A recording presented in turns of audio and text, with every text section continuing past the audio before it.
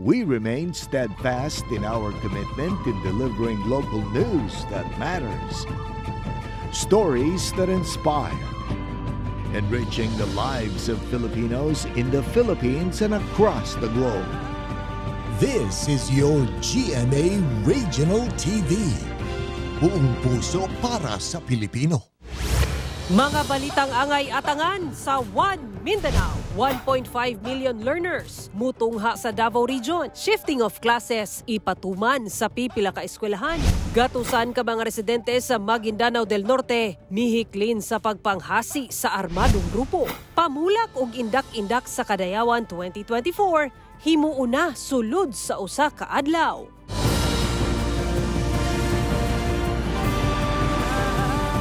Ito ang GMA Regional TV, One Mindanao.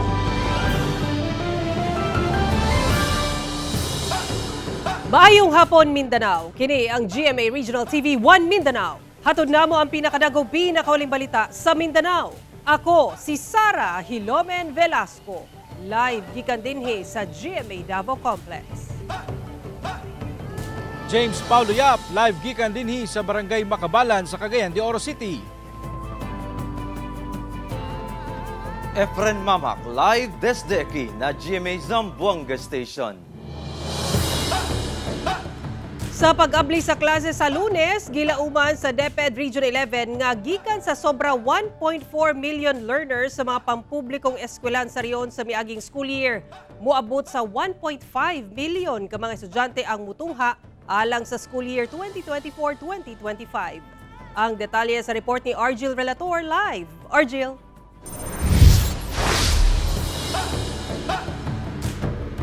Sarang padayon ang pagdawat sa mga buot na magpa-enroll, ingon man ang pagpangandam sa mga eskwelahan alang sa pag-abli na sab sa klase karong adlong Lunes. Sa Mulig Elementary School sa Turil District, Davao City, nakatakdang magpatuman ang duha grade levels ug shifting sa klase tungod sa kakulangon sa classrooms.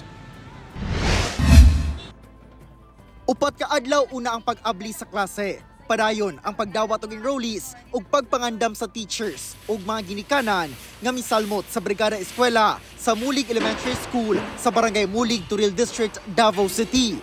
Sa karon, ana-ana sa 75% ang ilang enrollment sa gilaumang sobra 600 ka learners.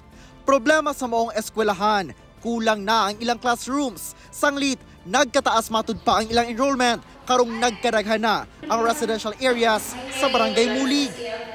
Natay shifting sir, aside sa regular, tungod sa nagkadako nga mga number of kaning enrollees nato diri sa Mulig Elementary School. So nag-decide ang ato ang school administration nga natay emergency class or shifting class karon nga school year.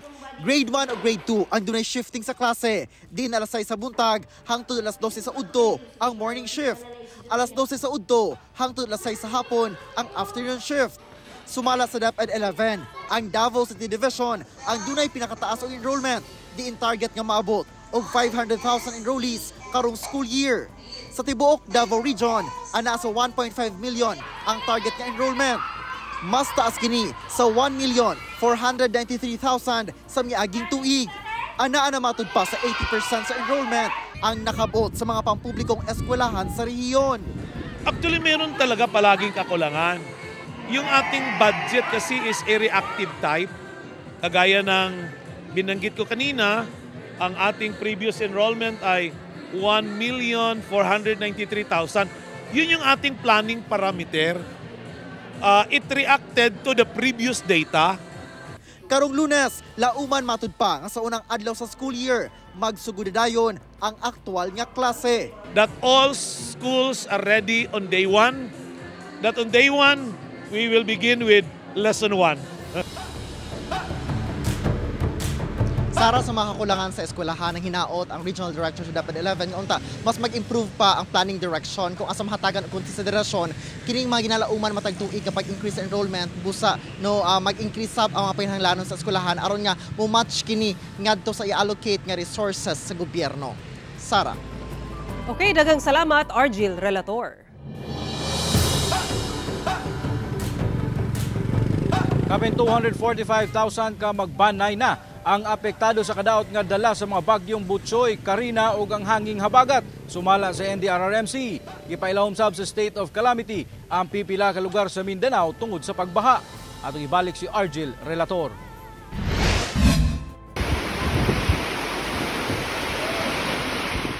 Sa kuha sa Dabawenyo nga si Darby James Tan nga mibisita sa Pasay City atul sa habagat nga gipakusog sa bagyong Karina.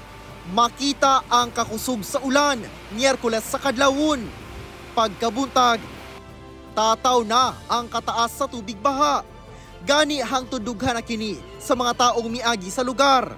Gani kining usa ka residente gisigurong maluwas ang usa ka iro. Kining bata gibaba na lang ni ining lalaki aron nga makatabok. Miabot sab ang mga rescuer aron musubay sa mga nanginahanglan og rescue. Hinoon, nagtinabangay ang mga residente aron kuhaon ang mga nanglutaw nga basura. Dunasay mga residente nga gikalingawan na lang ang paglangoy-langoy sa baha. Samtang ang uban, nag-inom. Sumala sa NDRRMC, sukad pa ni adtong bagyong Butchoy o niining bagyong Karina nga parehas ginabira o ginapakusog ang hanging habagat. Ana-ana sa kapin 245,000 ka magbanay ang apektado sa tibuok nasod kung asa 8 na ang natalang namatay. Sa Mindanao, apektado sab sa maong mga kalamidad ang pipila ka lugar. Busa, nagdeklara na og state of calamity ang mga lungsod sa Kabakan ug Bikid sa Cotabato Province ug ang unom ka mga barangay sa Jose Abad Santos, Davao Occidental. Kini ang barangays Nuing, Balangunan, Quiapo, Butuan, Mulmol ug San Isidro. Sumala sa Just LGU, kini tungod sa daot nga panahon niadto pang July 10 hangtod 12. Gani, 50 ka mga balay ang nadanyos. Majority of the damages po is on the agricultural areas. Bali po, that comprises mga 80 to 90% of the affected households po. As of now, we have 402 households po that were affected po due to the landslide and flood po. Tungod sa pagdaot sa panahon, pipila ka flight sab nga gikan og padulong sa Mindanao ug sa Manila ang gikansela. Gani sa Zamboanga City, makita ang kadaghan sa mga pasahero sa departure area sa Zamboanga International Airport adlong Miyerkules. Pag ganito, ina-assist naman natin sila dito sa airport. Tapos si airlines concern, binibigyan naman sila ng accommodation, and then yung mga ibang pasahero binibigyan din nila ng yung free meal, sir. Yung iba, pinaprocess nila ngayon dito sa amin yung rebooking of tickets. Sumala sa Manila International Airport Authority, pipila ka flights sa gikan o padulong sa Manila sa mga syudad sa Cagayan de Oro, Butuan, Zamboanga, General Santos, Davao, Dipolog ug Pagadian, lakip sa Siargao ang gikansela. Ako si Argel Relator para sa One Mindanao.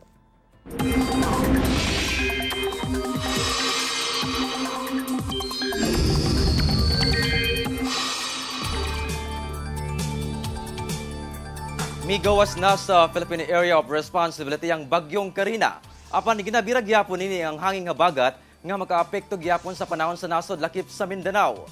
Sumala sa Pag-asa, ginatumbok na sa bagyong Karina ang southeastern China. Bisan niini, padayon ang pagbira sa maong bagyo sa hanging habagat nga magdala gyapon og mga pag-ulan sa nasod lakip sa Mindanao. Base sa datos sa Metro Weather, ulanon ang nakumbahin sa Mindanao lakip sa Bukidnon, Agusan del Sur ug Davao Oriental. Busa mag-amping gyapon og mahimong alerto sa pagbaha og landslide. Gatusan ka mga magbanay sa Dato Odin Sinsuat sa Maguindanao del Norte ang mihiklin tungod sa pagpanghasi sa mga armadong grupo. Samtang pipila ka resort sa lugar, temporaryong miundang sa operasyon, gumikan sa kagubot. Ano report ni Justoni Humamil. Ana sa 879 ka magbanay ang mihikling sa tulo ka mga tulungaan ug usa ka chapel sa Dato Odin Sinsuat sa Maguindanao del Norte. Human miulbo ang tensyon tungod sa pagpanghasi sa mga armadong grupo niadtong Martes sa gabii.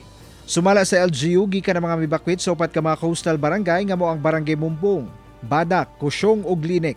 Makita sa Ulagway kining pipila ka mga residente sa Barangay Kusyong nga bitbit ang ilang mga gamit ug mibakwit gumikan sa kahadlok. Sumala sa otoridad, 3 ka tawo ang patay samtang duha ang angol ato sa pagpanghasi sa grupo. Ceasefire na doon, ongoing na po yung pag-troubleshoot nila. So, pinagdihan naman namin yung mga warring groups na kung meron kayong hindi pagkakaunawaan, daanin na lang natin yan sa mapayapang usapan or else talagang maninindigan yung ating AFP, talagang lalansagin namin yan. So tumutugon naman po sila sa humupa naman po yung tension doon. Apektado sab ang panginabuhian sa lugar sanglit temporaryong gisaradan sa LGU ang 30 ka mga beach resort sa mga coastal barangay tungod sa hitabo. Wala pa gitugtan nga makabalik sa ilang mga panimalay ang mga bakwit. Hinoon sa karon wala naman daw sa lugar ang giingong mga armadong grupo. Apan bantay sarado gihapon sa militar ang lugar. Gilayon sab nga nagapod-apod og hinabang ang probinsya sa Maguindanao del Norte sa mga bakwit. Gikondinasab sa probinsya ang nahitabong kagubot nga nakaangin sa mga sibilyan. Parain pang giimbestigahan sa kasundaluhan ang motibo sa pagpanghasi sa mga armadong grupo na wala nagibutyag nila kung kinsa. Ako si Jess Tony Humamil para sa One Mindanao.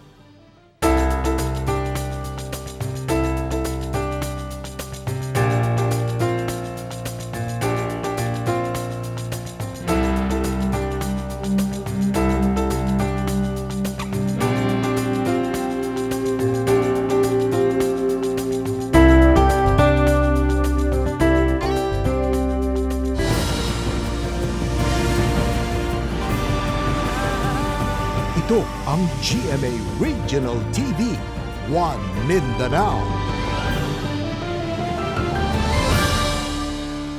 Gipangandama na ang nagsingabot nga Kadayawan Festival sa Davao sa bulan sa Agosto. Karong tuiga, dunay mga gihimong kausaban sa ubang major events. Atong sayron sa live report ni Jandy Esteban. Jandy.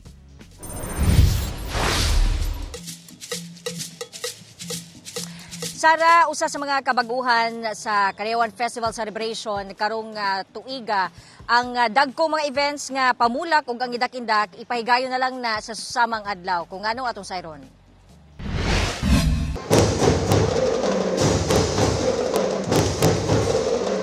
Taliabot na ang King of all festivals, ang Kadayawan Festival.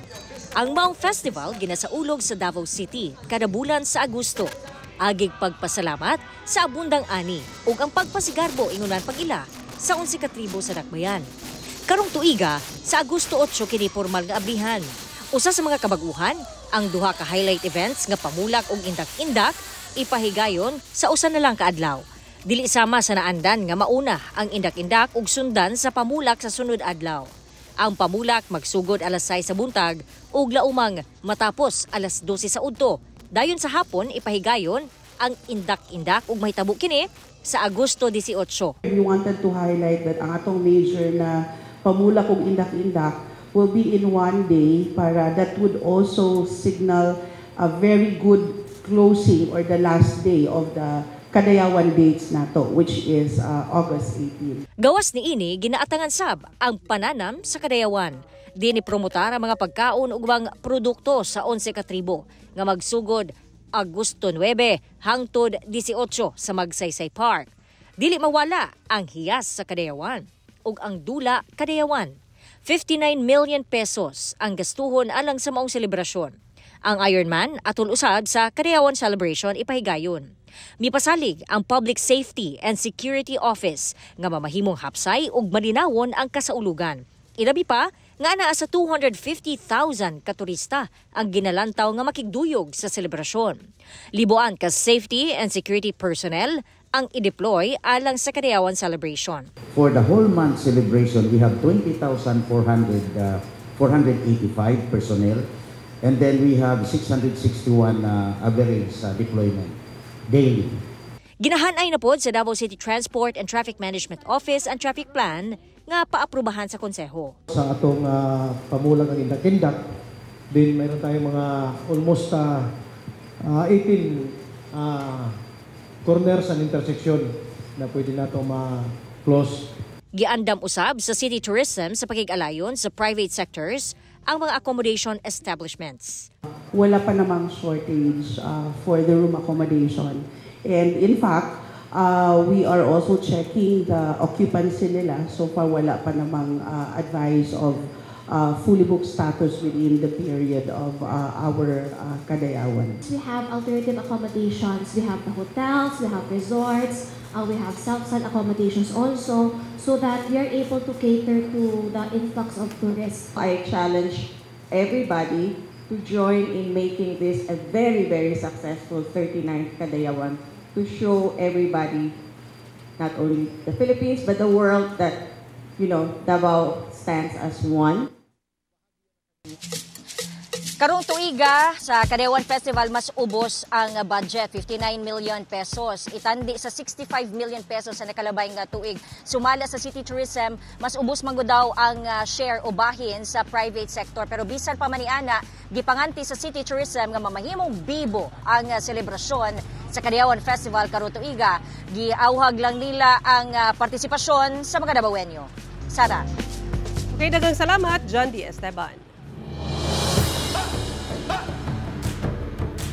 Tulo ka tindahan ang nadanyos sumanadaros sa usa ka wing van truck nga dunay kargang sinakong feeds diyang nawad-an matud pa og preno sa Barangay Marilog proper, Davao City. Ano ang report ni Argil Relator? Nagpasad na kining sinakong feeds kilid sa Davao Bukidnon Highway sa Barangay Marilog proper, Davao City. Dihang natumba ang gikargahang wing van truck human nabulasot ang mga ligid niini sa kanal Miyerkules sa buntag. Dili na sab mahitsura kining tulo ka mga tindahan dihang nadaro sa maong truck. Webes sa buntag, dihang gipabarog na ang nadanyos nga truck gamit ang rescue and towing jeep sa Marilog.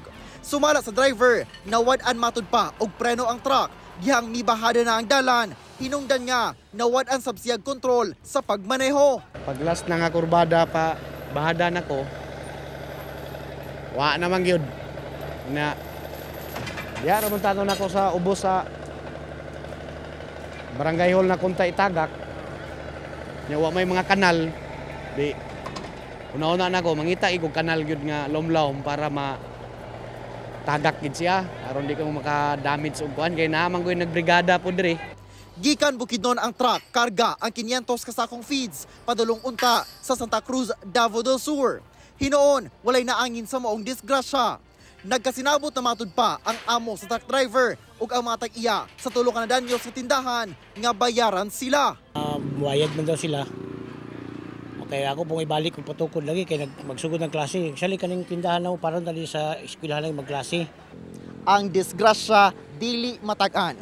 Apan sa kanunay nga pahimangno sa mga otoridad, mamahimo kining malikayan pinaagi sa pag-igmat ingon man pagsunod gayod sa mga balaod trapiko. Kauban si Master Awing sa kamera. Ako si Argil Relator para sa One Mindanao.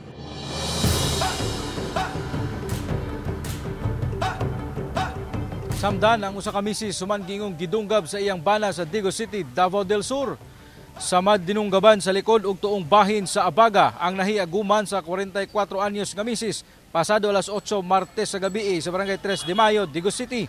Sa investigasyon sa Digo City Police, miabot ang 48 anyos nga bana sa lugar ug kalit lang matud pa nga gidunggab ang iyang asawa nga walay igong rason. Gilayong gidala sa Davao del Sur Provincial Hospital ang biktima. Wala na na-recover pa sa kapulisan ang kutsilyong gigamit sa bana sa pagpanunggab kay gituuhang gilabay na kini sa bana. Selos matud pa ang ginilantaw sa kapulisan nga ugat hinungdan sa krimen. Apan nagbulag na matud pa ang duha sa kadpan niadtong 2020. Nadakpan gilayon ng sospek og gikustudiya na sa Digo City Police alang sa pagpasaka og tukmang kaso. Wala na mihatag pa og pahayag ang sospek.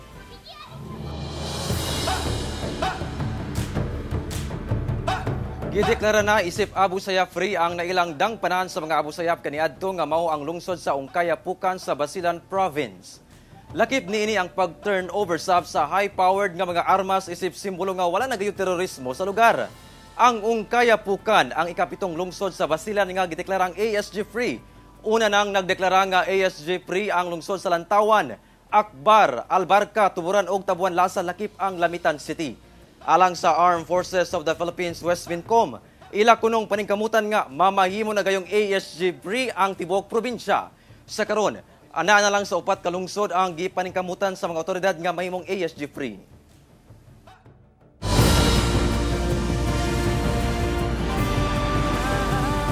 Ito ang GMA Regional TV, One Mindanao. Nagkadaiya ang reaksyon sa mga Mindanaoan sa ikatulong sona ni President Ferdinand Marcos Jr. Apan ilang buot mahitabo gyud nga makakunhod ang presyo sa mga nagunang palaliton. Ani ang report. Unang gibungat ni Pangulong Ferdinand Marcos Jr. sa iyang ikatulong sona mao ang may kalabutan sa pagkaon ug agrikultura.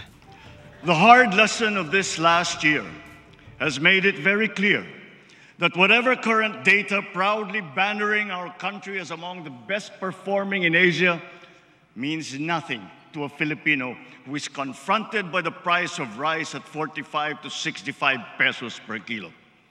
Bagamat maganda ang mga statistikang ito, wala itong kabuluhan sa ating kababayan na hinaharap ang realidad na mataas ang presyo ng mga bilihin, lalo na ang pagkain, lalo't higit ng bigas. Gani, nabati gayod kini ni Maya ug ni Lolo Leonardo nga taga Cagayan de Oro City. Lisod jud kayo sir, kay ang sweldo sa mga tao.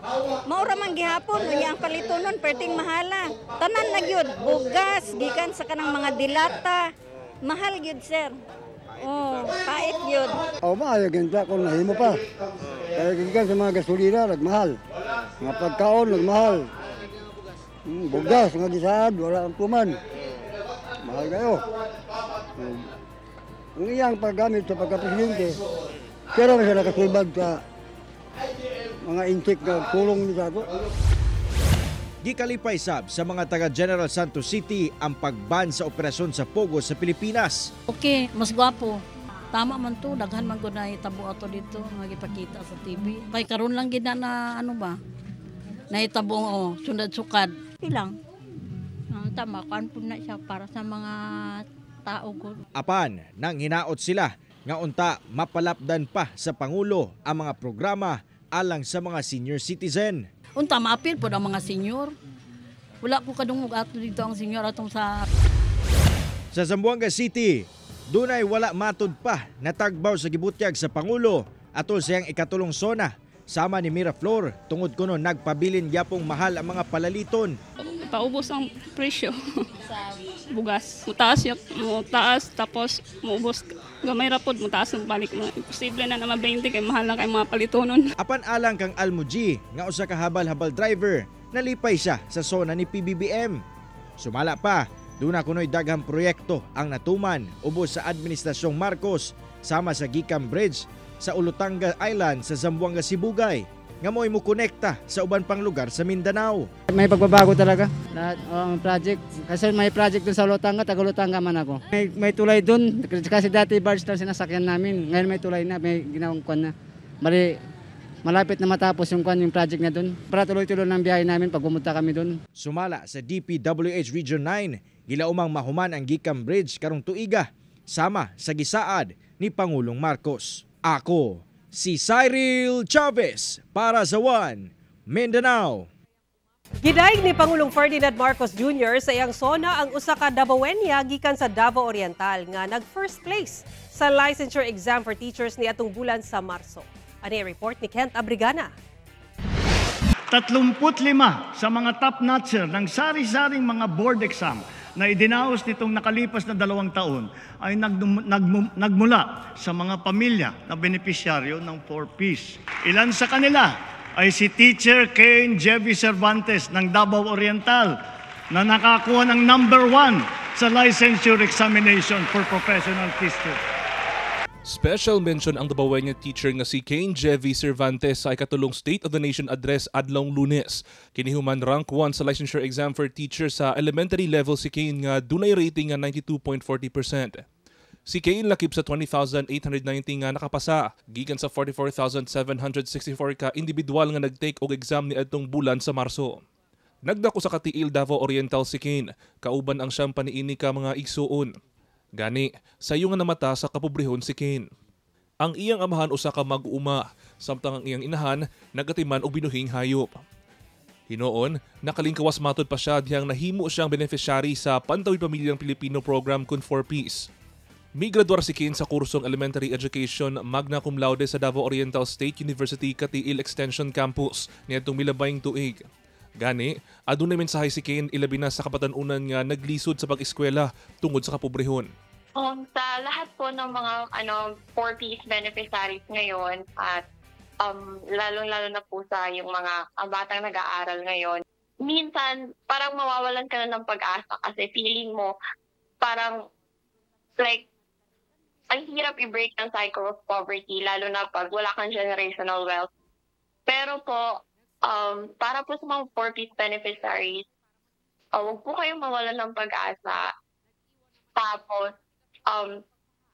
kasi po, it's really possible po to get out of our situation, to get out of the situation, to get out of that very difficult situation as long as po na we work hard enough sa mga goals. Ako si Kent Abrigana para sa One Mindanao. Andam na matod pa ang COMELEC sa paglusad sa Bangsamoro Parliamentary Election sa Mayo sunod tuig dungan sa pagpahigayon sa 2025 midterm elections. Ano yung report ni Justoni Humamil? Sa unang higayon, doon na ipahigayong parliamentary election sa nasod, partikular sa Bangsamoro Region.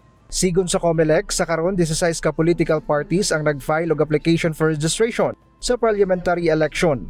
Samtang ara sa kapinkunkulang 1,500 ang aplikante alang sa regional sectoral organizations, alang sa 8 ka posisyon sa parliament. Sasalain natin yan, hindi ko po alam kung yung may mga existing na regional political parties dito ay sila rin yung mga nag-file o baka hindi nag-file. Basta sa amin, kung sino yung naandyan ngayon na 16, yan po ang aming sasalain upang alamin sino ba talaga ang pwede mag-participate sa ating Bangsamoro Parliamentary Election. Tungod diini, 2 ka balota ang gamiton sa mga botante sa rehiyon sang litdungan nga ipahigayon ng parliamentary election sa BARM ug 2025 midterm elections. Sumala sa COMELEC, kinahanglang doon na ipahigayong voters education sa mga botante sa rehiyon. Dapat ma-explain. Preparatory ito para sa 2028 full implementation ng Bangsamoro Electoral Code. Bago ang proseso na ipatutupad natin, ang dapat nauunawaan ng mga magpapatupad nito at ng mga mamamayan kung anong klaseng teknolohiya ang gagamitin po natin. Upang hindi pinagdududahan na dinadaya ang halalan. Pasisigurado natin na walang irregularities. Gisiguro sa COMELEC, kaandam na ang buhatan sa 11 parliamentary election. Samtang andam na sabang buhatan sa automation sa 2025 midterm elections. Gisiguro sab nila nga makaboto ang mga botante sa rehiyon. Busa nanawagan kini sa mga botante nga na-deactivate nga magpa-reactivate sa COMELEC. Tutukan sab sa buhatan ang pag-train sa mga magtutudlo isip Electoral Board. Nang hinaot ang COMELEC nga dili na masubli ang nahitabo niadtong May 2022 elections kung asa nag-back out nga magsilbi ang ubang trained nga mga magtutudlo. Nakikita po natin na handa sa hamon ang Bangsamoro government. Ang susunod po, nahihingi namin ng tulong, yung pagtitrain ng ating mga Electoral Board members ng ating mga guro. Na sana maiwasan yung nangyari sa Cotabato City dati na nagkaroon ng hindi pagsisilbi ng mga teachers. Pero wala kaming dinimanda kahit na isa sa ating mga guro dahil kinikilala natin yan ay isang karapatan, yung magsilbi o hindi magsilbi. Kauban si Gary Balantay ug Bong Vicencio sa kamera. Ako si Jess Tony Humamil para sa One Mindanao. Padayon lang sa paghulog sa inyong entries alang sa Kapuso Kasiyahan Panalo sa Cagayan de Oro City. Ihulog kini sa GMA Regional TV station sa Cagayan de Oro o sa pili nga local supermarkets or groceries sa participating locations aron makadaog og dagkong papremyo alang sa Kapuso Kasiyahan Panalo. Mulungtad kini ang August 16, 2024. Bisitahi lang ang official Facebook pages sa GMA Promos, GMA Regional TV, Super Radio DCBB ug Barangay LS para sa kumpletong listahan sa Dropbox locations. Pero mga kapuso, magbantay sa fake news, fake Facebook accounts or scam text. Tutok lang sa GMA o bisitahi ang official Facebook page www.facebookpage.com GMA Promos. Sa GMA Promos alang sa complete mechanics ug announcements.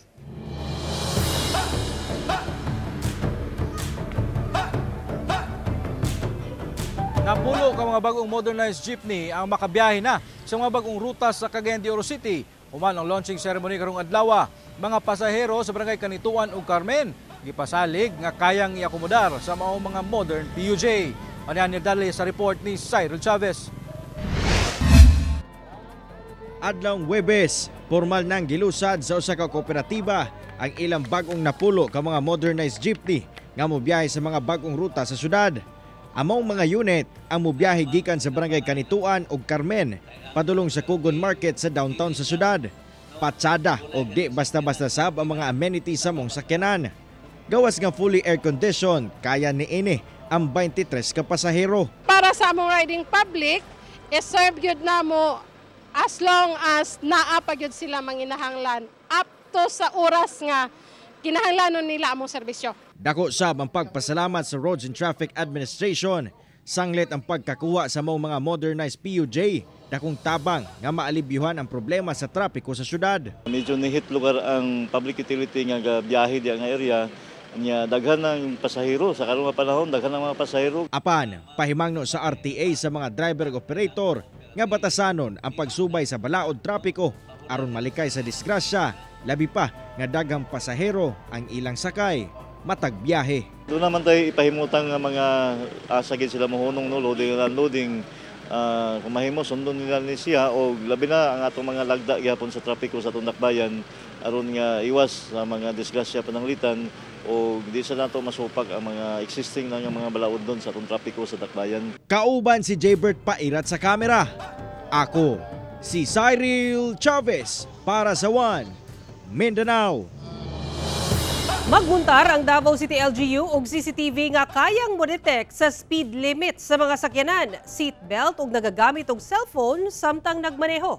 Sumala ni Konsehal Conrado Baluran, ang chairperson sa Committee on Transportation and Communications, ato sa pakiginabi sa GMA Super Radio Davao.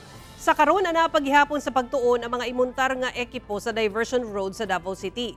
Tumong sa maong proyekto ang mapakusgan ang non-contact apprehension. Bisan wala ang mga personay sa law enforcement agencies, ba-detect ug makita gihapon sa kamera ang mga malapason sa balaod sa trapiko. Sama sa misobra sa speed limit, wala pagsuot og seatbelt, paggamit og cellphone samtang nagmaneho ug uban pa. Ugaling magmalampuson ang test ug experiment, laumang imuntar kini sa syudad pinaagi sa private-public partnership ug mabutangan na sab ang ubang kadalanan sa syudad.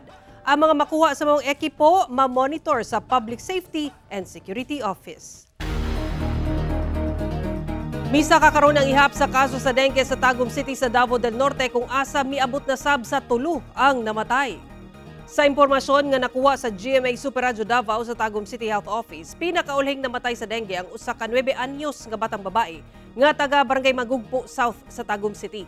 Tungod nini gikan Enero hangtod Hulyo karong tuiga, miabot na sa 3 ang namatay sa dengue. Samtang nakatala sab ang syudad og 53 ka mga bagong kaso sa dengue. Rason nga miabot na sa 933 ang kaso sa dengue karong tuiga. Nasayran nga sagad sa mga nataptan og dengue gikan sa Barangay Visayan Village, Mangkilam ug Apokon. Parayong giawhag sa Tagum CHO ang publiko nga tumanon ang 5S kontra dengue.